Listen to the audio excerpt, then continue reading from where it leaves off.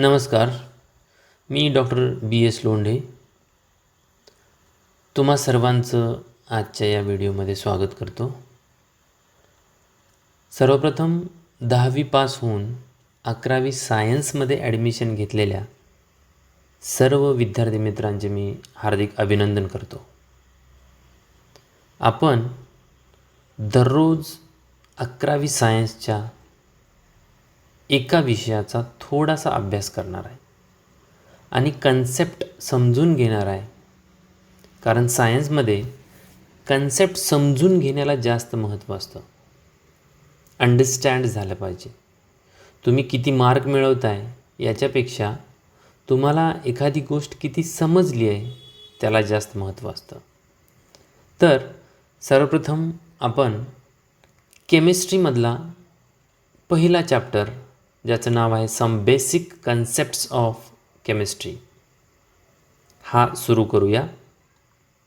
अगदी सुरुवातीला केमिस्ट्री म्हणजे काय, केमिस्ट्रीची जसं मी सर्व गोष्टी मराठीमध्ये सांगणार आहे सुरुवातीच्या काही दिवस, आणि त्याच्यानंतर आपण थोडं इंग्लिश कन्व्हर्सेशन करूया, जेणेकरून मराठी मीडियममधून आलेल्या विद्यार्थ्यांना ते समजायला सोपं जाईल आणि हळूहळू आपण इंग्लिश बोलणं, इंग्लिश लिहिणं हे सुद्धा समजून घेणार आहोत. तर सर्वात आधी केमिस्ट्रीची व्याख्या म्हणजे डेफिनेशन किंवा टर्म, त्याला इंग्लिशमध्ये टर्मिनॉलॉजी किंवा डेफिनेशन असं म्हणतात.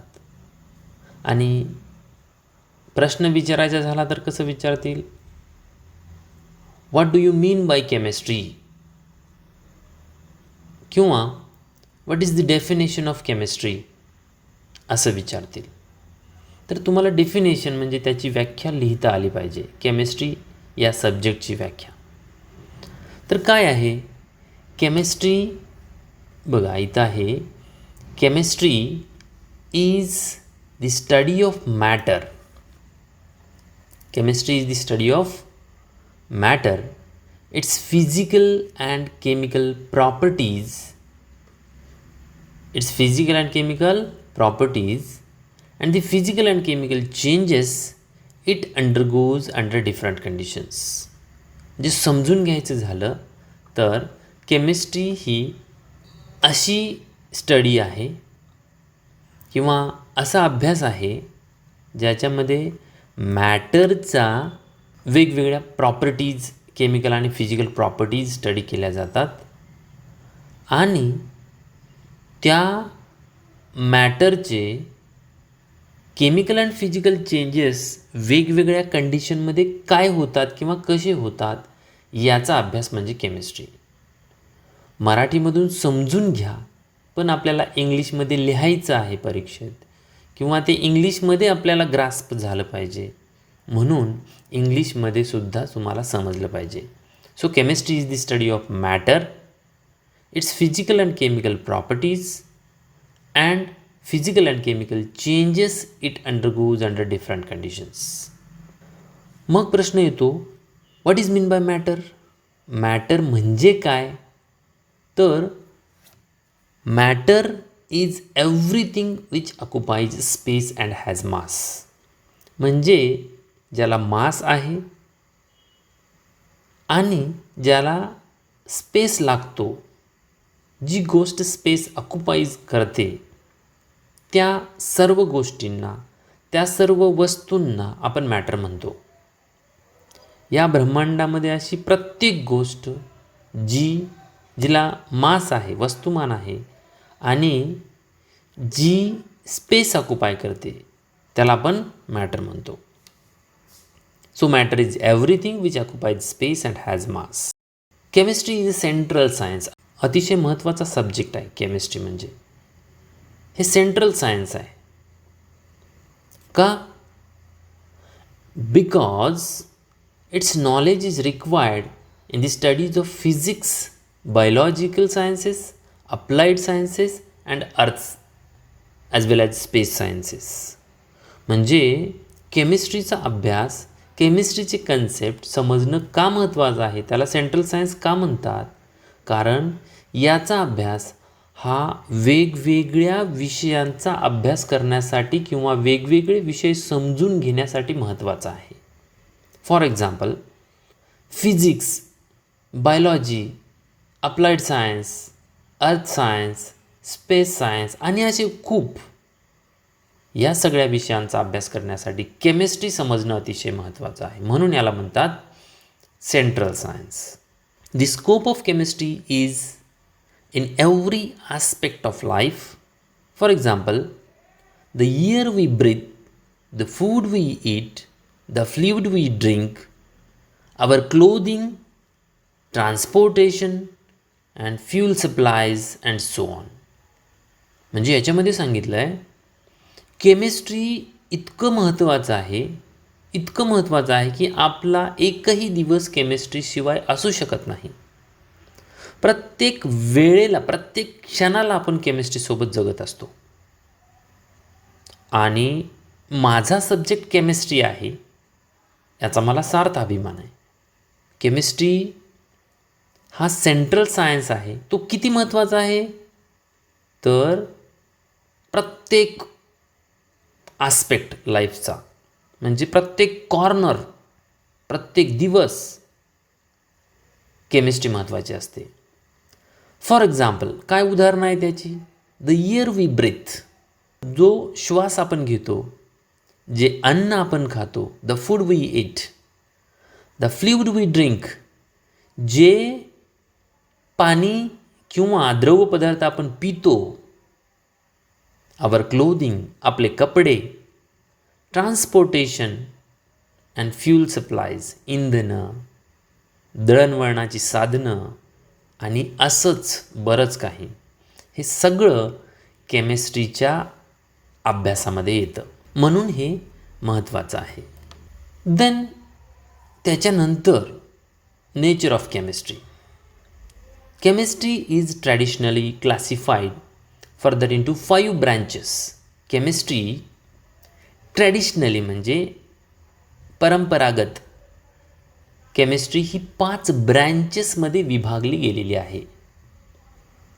महत्त्वाच्या 5 ब्रँचेस, तशा खूप ब्रँचेस आहेत, पण mainly 5 branches: organic, inorganic, physical, biochemistry and analytical chemistry. हे 5. त्यांच्यामध्येही या 5 पैकी 3 branches very very very important, म्हणजे 5 पैकी 3 महत्त्वाचे. 3 कोणते? ऑर्गॅनिक केमिस्ट्री, इनऑर्गॅनिक केमिस्ट्री आणि फिजिकल केमिस्ट्री. तर ऑर्गॅनिक केमिस्ट्री म्हणजे काय? Organic chemistry is the study of the properties and reactions of compounds of carbon.